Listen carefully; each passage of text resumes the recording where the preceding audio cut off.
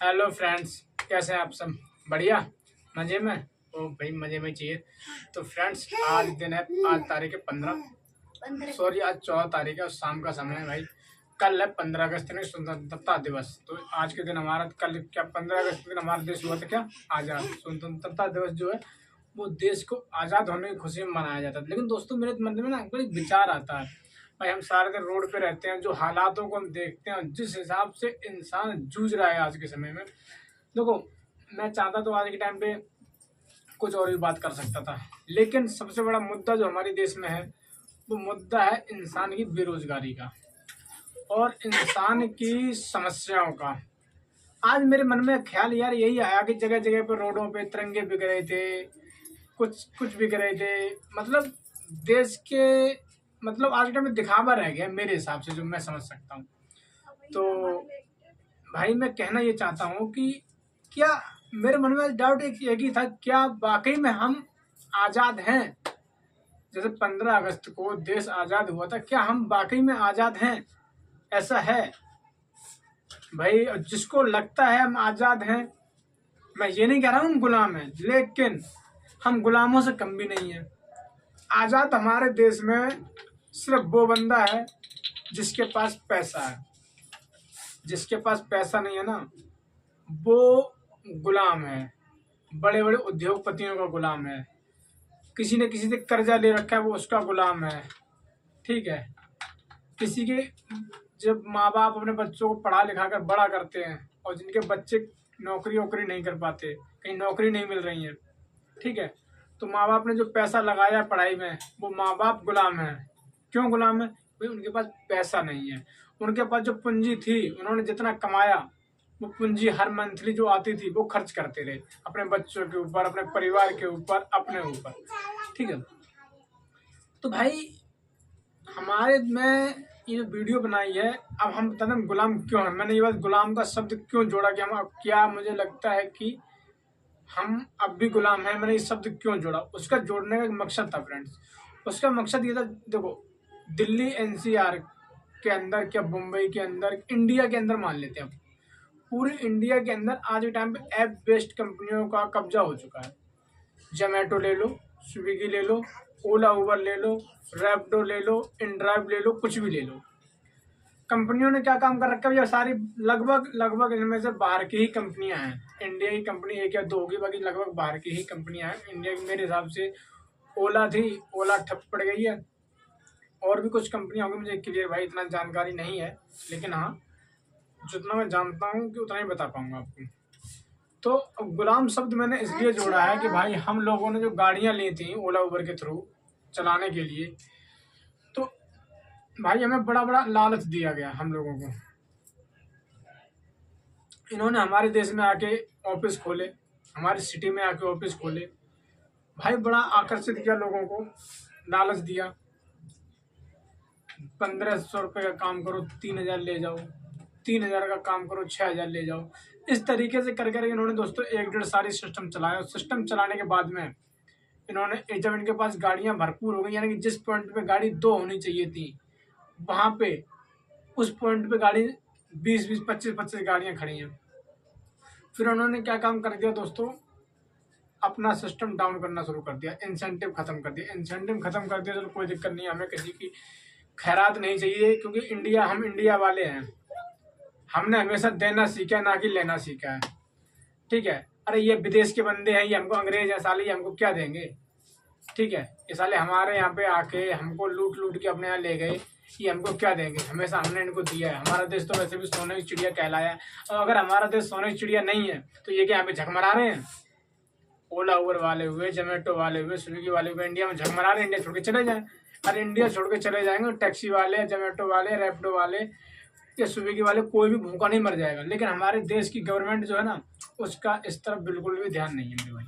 सिर्फ इसी पर्पज से मैंने ये चीज़ बोली कि क्या हम वाकई में आज़ाद हैं? तो भाई आज़ाद हम कैसे हैं? हम तो ऐप देखो ऐसा। तो फ्रेंड्स, इसीलिए मैंने ये सब जोड़ा था। तो जोमेटो हुआ, स्विगी हुआ, यार ओला उबर ने तो हद अंधेर नगरी मचा रखी, हद मचा रखी। इसने सबसे पहले जो शुरुआत की थी ना अपने, वो टैक्सियों से की थी। टैक्सियों को, ठीक है, ₹10 ₹11 ₹12 किलोमीटर दे रहा था, चलो ठीक है चलता था, कोई दिक्कत नहीं है, हम उसमें भी कॉम्प्रोमाइज़ करके गुजारा अपना कर रहे थे। लेकिन भाई अब तो ये हालत कर दी, ₹8 ₹9 किलोमीटर पे गाड़ी चलवा रहा है, ठीक है। तो भाई सीएनजी देख रहे हो क्या रेट पहुंच गया, ₹78 ₹77 सीएनजी का हो रखा है, और ₹9 किलोमीटर के हिसाब से दिल्ली एनसीआर में चलाना गाड़ी क्या पॉसिबल है, आपको लगता है? लेकिन भाई अगर हम चाहे कितनी भी हड़ताल कर लें, कुछ भी कर लें, गवर्नमेंट की नज़र हमारे तक जाएगी नहीं, जाती है, गवर्नमेंट देखती है, लेकिन गवर्नमेंट कुछ फोकस नहीं करती। फोकस क्यों नहीं करती? गवर्नमेंट को घूस देते हैं लोग, गवर्नमेंट को पैसा देते हैं ये लोग, वरना क्या एक भी काम इंडिया के अंदर इलीगल हो सकता है? गवर्नमेंट की नज़र में भाई जो किसी के घर में अगर कोई कॉलोनी है ना, किसी कॉलोनी में भी अगर 2 नंबर का काम हो रहा होगा ना, वो भी थाने में, आपके थाने जो जिस एरिया का थाना लगता है ना, उस एरिया में थाने वाले को पता होगा उस एरिया में उस घर में 2 नंबर का काम होता है। क्यों पता होगा मैंने क्यों बोला? क्योंकि वहां से उसको पैसा जाता है, यही चीज इन लोगों की है। तो भाई गवर्नमेंट से मैं इतना ही कहना चाहूंगा कि भाई थोड़ा सा इनकी तरफ भी नजर कर लो, ड्राइवरों की तरफ भी देख लो यार। अगर ड्राइवर मजबूर है, जिसने गाड़ी ले ली है, उसका एक परिवार है, बीवी है, बच्चे हैं, घर पालना है, घर चलाना है, इसलिए मजबूर है, वो काम को नहीं छोड़ सकता। अगर हमने इन कंपनियों के भरोसे पे गाड़ी ली है, या तो इन कंपनियों की निकाल दो, ये ऐप बेस्ड कंपनियां जो हैं, ऐप ही इनके बंद करा दो, ठीक है। और नहीं तो अगर ये सब नहीं हो, जब सब पॉसिबल नहीं है, कोई दिक्कत वाली बात नहीं है, तो कम से कम एक रेट तो निर्धारित किया जा सकता है कि झंडा ऊंचा रहे हमारा कहने से क्या झंडा ऊंचा रह सकता है? झंडा तो ऊंचा रहने के लिए भी ना, पेट में जब दम होगी तभी तो झंडा ऊंचा रहेगा। जब पेट में जान नहीं होगी, पेट में खाना नहीं हो, झंडा उठेगा कैसे? क्या खाली पेट किसी से युद्ध किया जा सकता है? नहीं। अगर किया जा सकता है तो बताओ। अब कुछ लोग तो इस पर यह भी कहेंगे कि भाई तुझे जहाँ दिक्कत हो रही है तो तू गाड़ी चलाना छोड़ दे। भाई दिक्कत जितनी मुझे हो रही है ना, उससे कई जहां उन लोगों को हो रही है जिन्होंने अभी गाड़ी निकाली है। मेरी तो गाड़ी फ्री है, अगर 100 कम गए तो भी ठीक है, 500 कम गए तो भी ठीक है, 1000 कम गए तो भी, लेकिन दिक्कत मुझसे ना उन लोगों को है। लेकिन बेचारे बोल नहीं सकते, बोलने तो करें क्या, वो मजबूर है ना। वो किससे बोले? गवर्नमेंट उनकी सुनेगी नहीं, पुलिस वाला उनको सुनेगी नहीं, हड़ताल करके बैठ जाए। जो उनकी पार्टी मतलब एक यूनियन बनती है, यूनियन वाला पता नहीं क्या करता है, पैसा ले लेता है, क्या करता है साला, वो भी कुछ दिनों के बाद हट के बैठ जाता है। तो भाई ये चीजें हैं। तो मेरा कहना मतलब यही है कि भाई ओला उबर में, पहले तो मैं तो हमेशा बोलता हूँ, नए बंदे जितने हैं, मैं हमेशा एक चीज बोलता हूँ, नए बंदे जितने हैं भाई मत जुड़ो। 15 अगस्त के दिन भी भाई, मैं स्वतंत्रता दिवस के दिन भी मैं आप लोगों को एक ही संदेश देना चाहता हूँ कि ओला उबर में काम मत करो बिल्कुल भी। जो नए बंदे हैं इसके भरोसे नहीं, अरे यार बहुत से काम है, अपना काम सीखो यार, अपना काम डालो, जब जाके अपने देश को मजबूत बना पाओगे यार। इन लोगों के लिए कमा रहे हो, तुम कमा रहे हो, कमीशन तुम्हारा ये लेके जा रहे हैं, पैसा ये लेके जा रहे हैं अपने भारत देश में, तो क्या बाहरी कंट्रियों को पैसा वाला बना रहे हो, अपने हिंदुस्तान का पैसा लुटा रहे हो यार? नहीं, कुछ ऐसा करो यार तुम्हारा देश खुद मजबूत बने, कुछ ऐसा काम करो। समझ पा रहे हो मेरी बात को?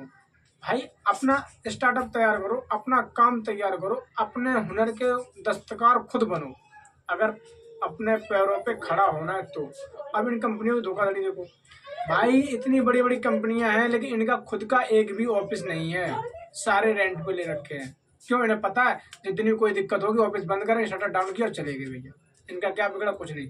जिस बंदे ने 10-10 लाख रुपए, 15-15 लाख रुपए की गाड़ियां ले रखी हैं, वो बंदा क्या करेगा? बेरोजगार हो जाएगा भाई, बैंक करप्ट हो जाएगा। जिनकी गाड़ी ईएमआई पे होंगी वो बैंक करप्ट हो जाएगा, उसकी गाड़ियां खिंच जाएंगी। क्या गवर्नमेंट ने कभी इस बारे में सोचा है? ओला उबर सारी इलीगल तरीके से इंडिया के अंदर चल रही हैं। अगर गवर्नमेंट बोल दे इलीगल तरीके से चल रही है तो बता दे हमें किस तरीके से इलीगल तरीके से चल रही हैं। भाई बिल्कुल भी इलीगल तरीके से सारी कंपनियां इलीगल तरीके से चल रही हैं। मना है वो रेट देना, कभी 10 रुपए किलोमीटर, कभी 8 रुपए किलोमीटर, कभी तो ड्राइवर को अगर 500 रुपये दिखाए, 500 के 500 में सारे गायब माइनस कर देते हैं। टीडीएस साल का लेते हैं 5000 रुपये का। तो ड्राइवर का रोना किसी ने देखा है? भाई जिस दिन आम आदमी यानी गरीब आदमी, मजदूर आदमी खुश होगा ना, उसको उसकी मजदूरी की झाड़ी मिल जाएगी ना, वाकई में हमारा देश। तो भैया बाकी में उस दिन हमारा देश आज़ाद होगा। ऐसे देश थोड़ा ना आज़ाद होता है, कह दिया कि भाई झंडा ऊंचा रहे हमारा और देश आज़ाद हो गया, तिरंगा फहरा दिया, नहीं। आज के तारीख में जो नेता हैं वो बोलते हैं हम देश सेवा कर रहे हैं, हम देश हित में कदम उठा रहे हैं। भैया तुम अपनी सेवा कर रहे हो, हमारी सेवा तो बाद में करोगे, पहले तुम अपनी सेवा तो कर लो। दिल्ली की जनता क्या देश की जनता भरोसा करके वोट देती है। नया उम्मीदवार खड़ा होता है, सोचते हैं इसके ऊपर एक आस लगाती ये हमारे लिए कुछ करेगा, वो उससे करप्ट निकल जाता है। उदाहरण के तौर पे दिल्ली की सरकार देख लो, केजरीवाल पे बहुत ही ज्यादा लोगों ने भरोसा किया था, इतना भरोसा किया था कि ये हमारे लिए कुछ कर जाएगा, क्योंकि बहुत ही ज्यादा निचले परिवार से केजरीवाल था। लेकिन उसने भी क्या क्या सरकार चलाई है, क्या देश चलाया है, सबके सामने है। आज वो कहाँ है, वो भी सबके सामने है। लेकिन जेल में रहते हुए भी सरकार चला रहा है। लेकिन अगर कोई एक सरकारी अफसर होता या फौजी होता है, पुलिस वाला होता, उसके ऊपर कोई एफआईआर हो जाती और सरकारी नौकरी वालों से जॉब में से निकाल दिया जाता। लेकिन केजरीवाल जी, हमारे देश की सरकार देखिए कैसी है, मुख्यमंत्री जेल में पड़ा है, सरकार केजरीवाल जी की ही चल रही है। ये वाकई में भैया भी देश गुलाम है। लोगों को अपनी सोच को बदलना पड़ेगा, हर इंसान को ना जागरूक बनना पड़ेगा, अपने हित के लिए आवाज उठानी पड़ेगी भाई, बोलना पड़ेगा। आज मैं बोल रहा हूँ, कल तुम बोलोगे, कल तीसरा बोलेगा, परसों चौथा बोलेगा, जब तो चैन बनेगी। बोलना तो पड़ेगा, ऐसा नहीं है। तो भाई मैं चाहता तो कुछ और ही वीडियो बना सकता था, लेकिन नहीं यार, मैं ओला उबर की ऐप बेस्ड कंपनियां जितनी हैं इंडिया के अंदर, तो उनकी सच्चाई बता रहा हूँ। कहने को आप ये भी कहोगे कि रोजगार मिला है लोगों को, भाई रोजगार नहीं, रोजगार से ज्यादा लोगों को टेंशन मिली है। ठीक है, 10 से 15 हजार रुपये बचते हैं, जहाँ मर्जी यार फैक्ट्री में कंपनी में काम कर लेते ना, 10 से 15 हजार रुपये फिर भी कमाते रहते, बचाते रहते महीने के। यार क्या दिक्कत थी, इन कंपनी के सालों गुलमई थोड़ी ना करनी थी हमें। लेकिन आज गुलमई कर रहा है। एक ड्राइवर सुबह 6 बजे निकल जाता है, रात के 10 बजे आता है, शाम को आता है, खाना खाता है, ये 5 मिनट बैठता नहीं, क्योंकि सोने की पड़ती, क्योंकि सोने क्यों पड़ती है, उसे सुबह जल्दी उठना होता है। सुबह जल्दी नहीं उठेगा तो सुबह की ड्यूटी नहीं ले पाएगा, फिर पूरे दिन काम नहीं होगा उसका।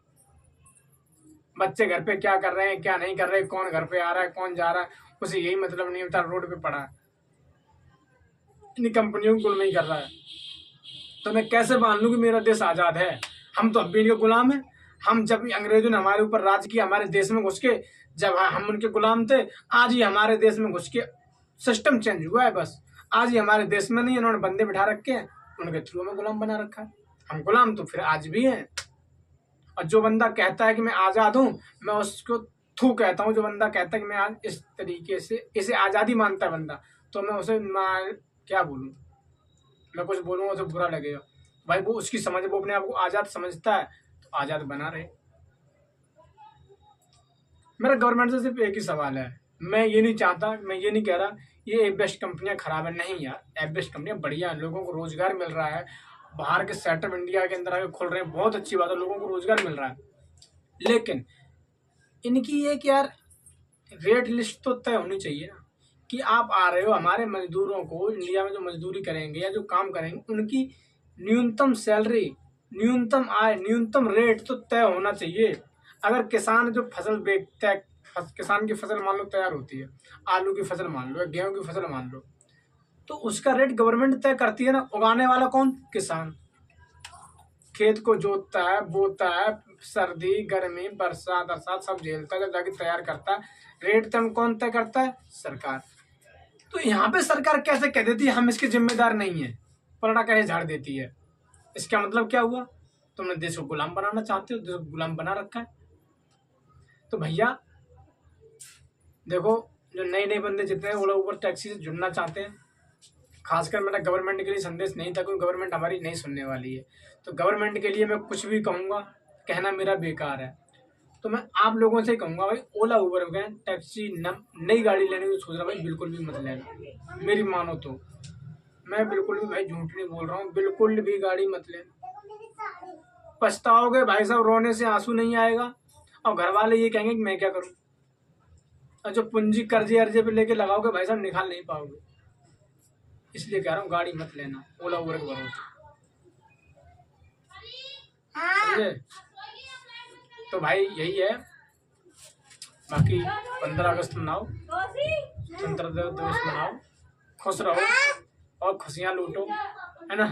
तो भाई देखो, मैंने कुछ गलत नहीं बोला, गलत बोला और भाई हाथ जोड़ के माफ़ी मांगता हूँ। देश आज़ाद है और आज़ाद रहेगा, किसी में इतनी हिम्मत नहीं है देश को गुलाम बनाए। लेकिन हाँ, गुलामी जैसे हम गुलामी की तरह जी रहे हैं, मैंने इसलिए गुलामी का शब्द का प्रयोग किया। भाई जिस बंदे को भी मेरी बातें बुरी लगी हों उसके लिए फिर एक बार हाथ जोड़ के माफ़ी।